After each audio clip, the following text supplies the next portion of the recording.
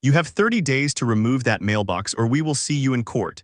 That was the voicemail Deborah Pratt left on my phone at 7:42 on a Tuesday morning over a mailbox. Not a fence, not a fire hazard, a mailbox, painted blue. The same blue as 4 other mailboxes on my street. But mine was the one she wanted gone, and I was about to find out exactly why. My name is Grant Michaels, and until that spring I thought Ridgeview Commons was the calmest place I'd ever lived. I bought my house on Larkspur Lane 3 years earlier, a modest 2-story with a wraparound porch and a maple tree that turned the whole front yard gold every October. I worked as a structural engineer, the kind of job where you learn to trust blueprints, codes, and measurements over gut feelings. That habit would matter more than I could have guessed. Ridgeview Commons was the kind of neighborhood you see in real estate brochures: trimmed lawns, kids on bikes. A community pool that opened every Memorial Day like clockwork. Saturday mornings meant the smell of somebody's grill drifting over 3 backyards, and by 9 at night, the loudest sound on the street was usually crickets. The Homeowners Association existed technically, but for most of my time there it felt like background noise, a newsletter in my mailbox once a month, a dues check I wrote every January, nothing more. Then Deborah Pratt became board president.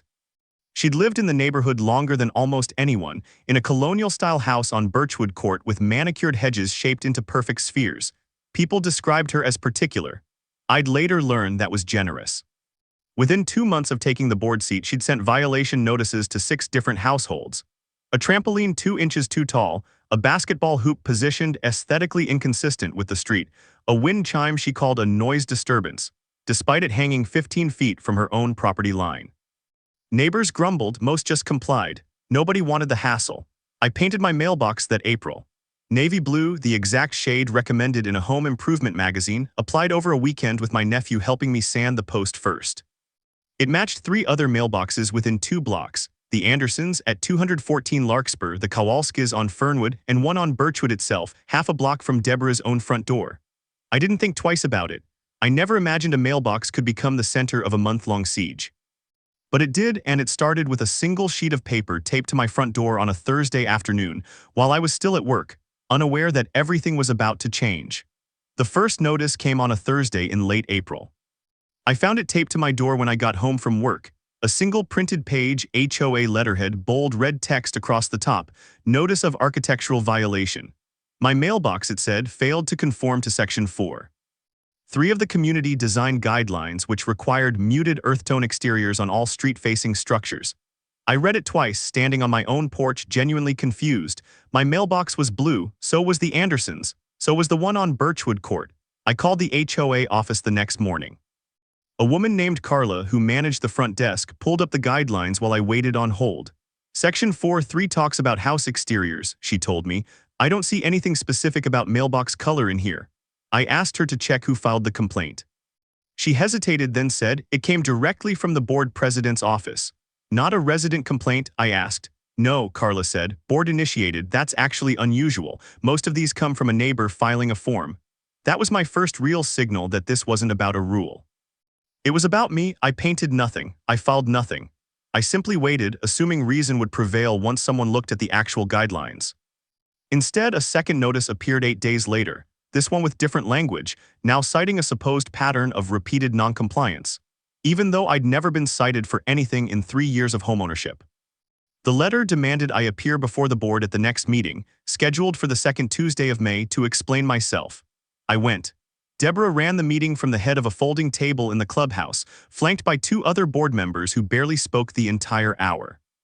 When my item came up, she read my case aloud like a prosecutor reading an indictment, emphasizing the words willful and disregard in ways that felt rehearsed. I asked calmly why 4 other blue mailboxes on streets she drove past daily hadn't received a single notice. She didn't answer the question. She said, we're focusing on egregious cases first, and moved to the next agenda item before I could respond. Egregious, I repeated. It's a mailbox, Deborah. It's Mrs. Pratt during board sessions, she said, not looking up from her papers. And the guidelines exist for a reason. Aesthetic consistency protects property values for everyone, Mr. Michaels, whether you appreciate that or not. I glanced at Walter, the quiet board member beside her. He was studying the table like it owed him money. Nobody backed her up. Nobody challenged her either. Egregious, for a mailbox. I left that meeting with a decision due in 14 days and a feeling I couldn't shake that whatever this actually was, it had nothing to do with paint color and everything to do with something I hadn't figured out yet. The fine arrived by certified mail on a Monday, exactly 2 weeks after that meeting. $300 due within 30 days, with a line at the bottom warning that continued noncompliance may result in legal action pursued at the association's discretion. I sat at my kitchen table and read it 4 times, $300, for a color that matched a house 4 doors from the board president's own front porch. I decided to document everything. That night I walked the neighborhood with my phone camera, photographing every mailbox I could find, blue ones, green ones. One painted a shade of maroon that definitely violated whatever muted earth tones was supposed to mean. 14 mailboxes, 4 different non-compliant colors, 0 notices issued to any of them except mine. I built a folder, photos, timestamps, addresses, evidence, though I didn't yet know what I'd use it for. Then the notices multiplied.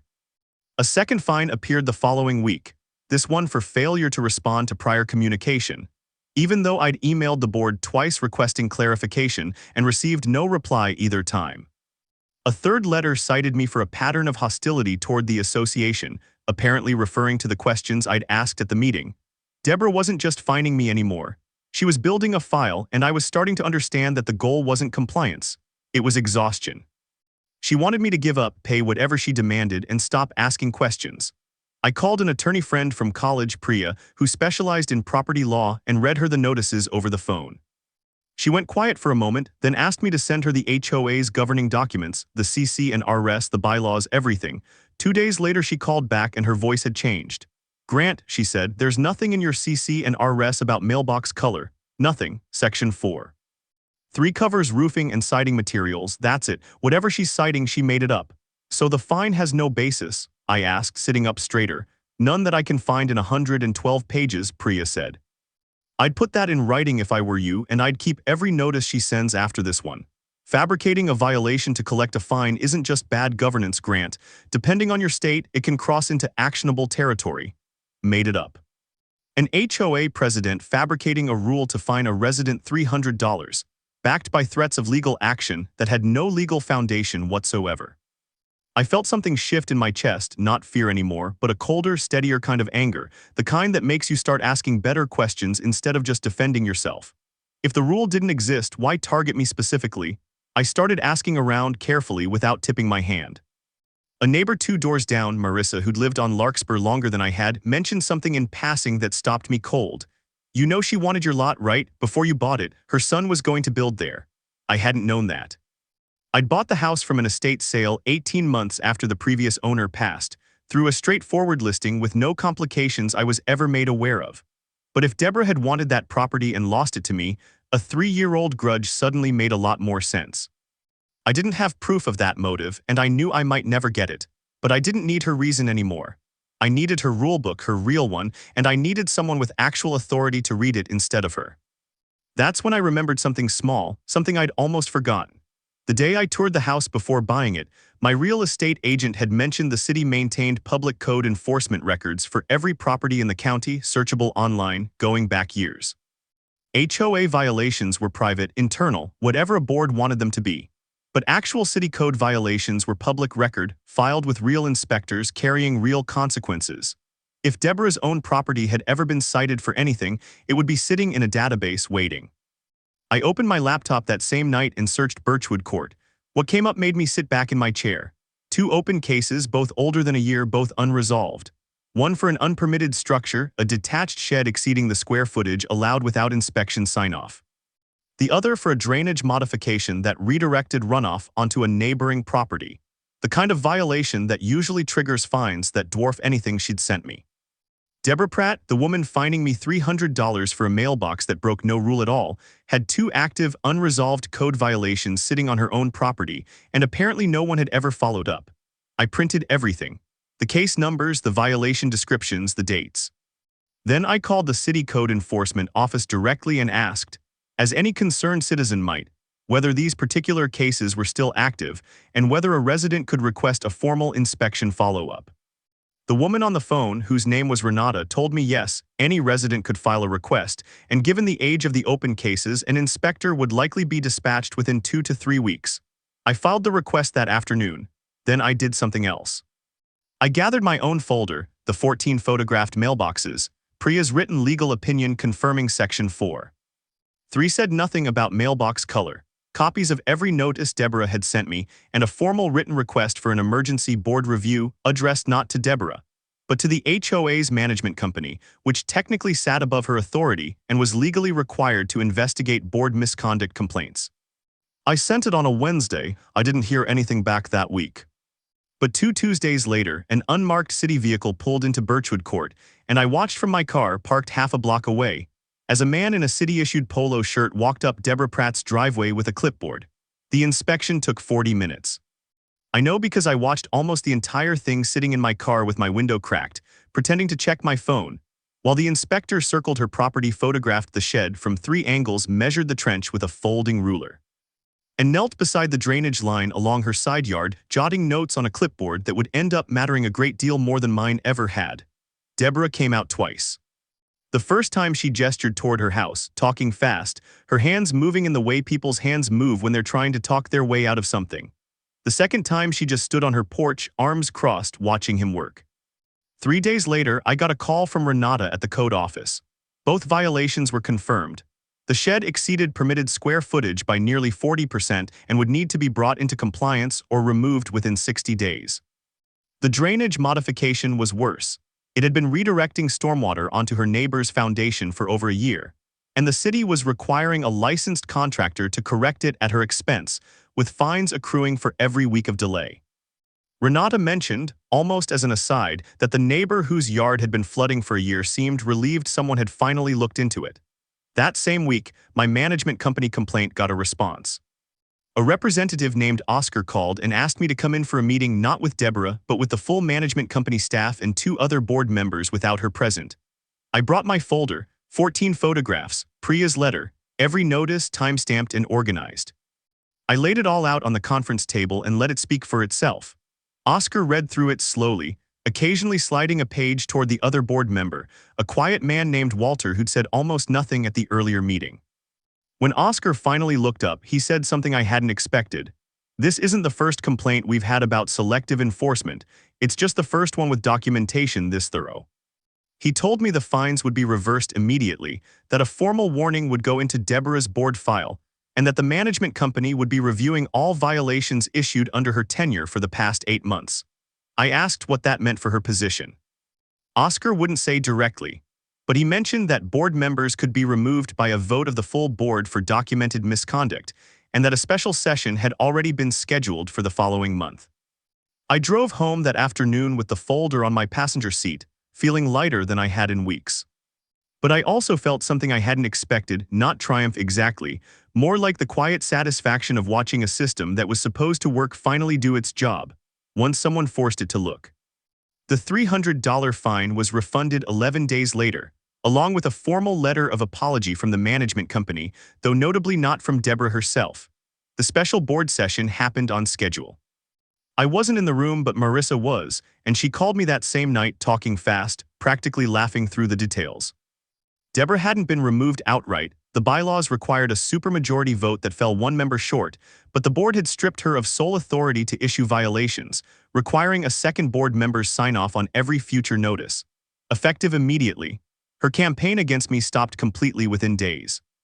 No more letters, no more calls at 7 in the morning.